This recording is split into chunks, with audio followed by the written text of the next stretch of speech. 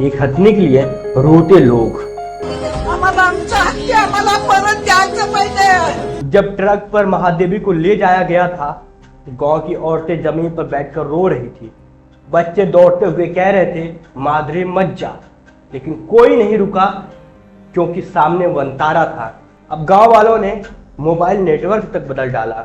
जियो छोड़कर एयरटेल में सबने पोर्ट करा लिया, क्योंकि ये लड़ाई सिर्फ एक हथनी की नहीं, उनकी आस्था, परंपरा और आत्मा की है। अंबानी के खिलाफ खुली बगावत है ये। आज ये कहानी आम्हाला आमचं हक्क आम्हाला परत द्यायचं पाहिजे। कोल्हापुरी के नंदनी गांव सदियों से जैन मठ की शांति, सेवा और श्रद्धा के लिए जाना जाता रहा। इस मठ में एक हथनी थी, महादेवी, जिसे गांव वाले प्यार से माधुरी कहते थे। लेकिन वो सिर्फ एक जानवर नहीं थी, वो गांव की संस्कृति, पहचान थी। जब मंदिर में घंटियां बजती थी, वो भी सिर झुकाकर प्रणाम करती थी। सुबह सबसे पहले उसे नहलाया जाता, फूलों से सजाया जाता और मंदिर के आगमन से उसे खड़ा किया जाता। जहां लोग उसे देखकर मन शांत करते थे, बच्चों ने उसी के सूंड को पकड़कर चलना सीखा और गांव के बुजुर्ग ने उसी के पैरों के पास बैठकर प्रार्थनाएं की थी। लेकिन शायद हमारी न्याय प्रणाली के पास इन भावनाओं की कोई वैल्यू नहीं, क्योंकि एक दिन कोर्ट का आदेश आया, महादेवी को जामनगर के अंबानी परिवार के वन जीव केंद्र वंतारा भेजा जाए। गाड्यांवर दगडफेक करून अशा पद्धतीनं 30 जुलाई की सुबह जब ट्रक आया और पुलिस के साये में महादेवी को ले जाने की तैयारी शुरू हुई, तब गांव जैसे ठहर गया। सैकड़ों लोग मठ के बाहर इकट्ठा हो गए। कुछ महिलाएं हाथ जोड़कर रो रही थी, तो कुछ युवा रास्ता रोक लिया।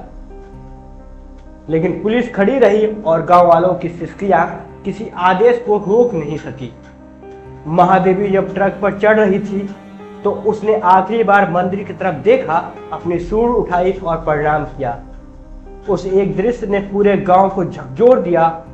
कोई बच्चा ट्रक के पीछे दौड़ रहा था, कोई बुजुर्ग जमीन पर बैठकर रो रहा था। किसी के लिए यह आस्था की मौत थी, किसी के लिए अपने बचपन की विदाई।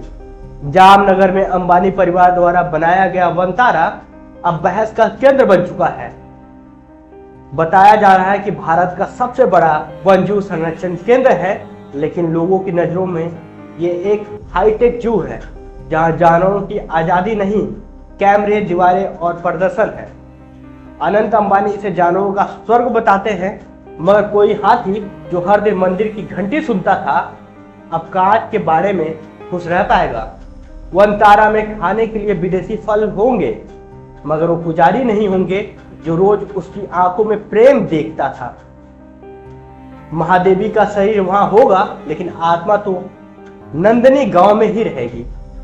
क्या संरक्षण का मतलब यही है कि किसी जीव को उसकी आस्था और परिवार से तोड़कर एक पूंजीपति के संग्रहालय में डाल दिया जाए? कि आज वहां के बच्चे रो रहे हैं, महिलाएं रो रही हैं, गांव वाले जीवों का बहिष्कार कर रहे हैं। जीव का बहिष्कार एक सिम नहीं, एक संदेश है। इस घटना ने सिर्फ गांव को नहीं, देश को झकझोर दिया। कोल्हापुर, सांगली, पुणे, सोलापुर से लेकर मुंबई तक हजारों लोगों ने जियो को बहिष्कार शुरू कर दिया। दुकानों से जियो के बैनर हटाए जा रहे हैं, लोग एयरटेल में पोर्ट करा रहे हैं और सोशल मीडिया पर ट्रेंड कर रहे हैं, बाइकॉट जियो, ब्रिंग बैक महादेवी। लोगों ने कहा, जब हमारी भावनाओं का मोल नहीं, तो हम आपकी सर्विस क्यों लें? अब ये सिर्फ एक नेटवर्क का झगड़ा नहीं है, ये पूंजी और प्रतिरोध की लड़ाई बन चुकी है। जियो छोड़ना अब सिर्फ टावर बदलना नहीं, आस्था के साथ खड़े होने का बयान है।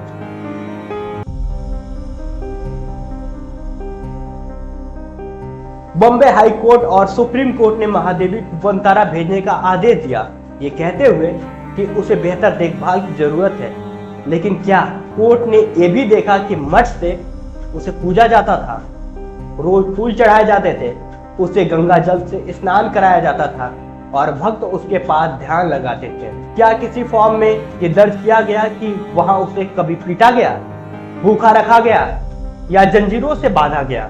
नहीं, लेकिन कोर्ट को जो दिखाया गया वो कागज था जिसमें प्यार की कोई जगह नहीं थी। और शायद अब इस देश में भावनाओं का मूल्य सिर्फ तब तक होता है जब किसी अरबपति की कंजर्वेशन प्रोजेक्ट से मेल खाती हो।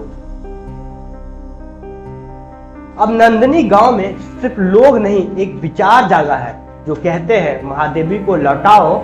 ये अब एक हथनी की बात नहीं है, ये उस भारत की आत्मा की लड़ाई है जो गाय में माता देखता है, पेड़ में देवता और हाथी में महादेव।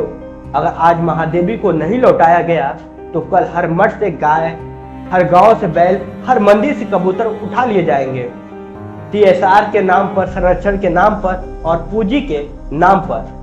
तब भारत बस नक्शे में रहेगा, आत्मा में नहीं।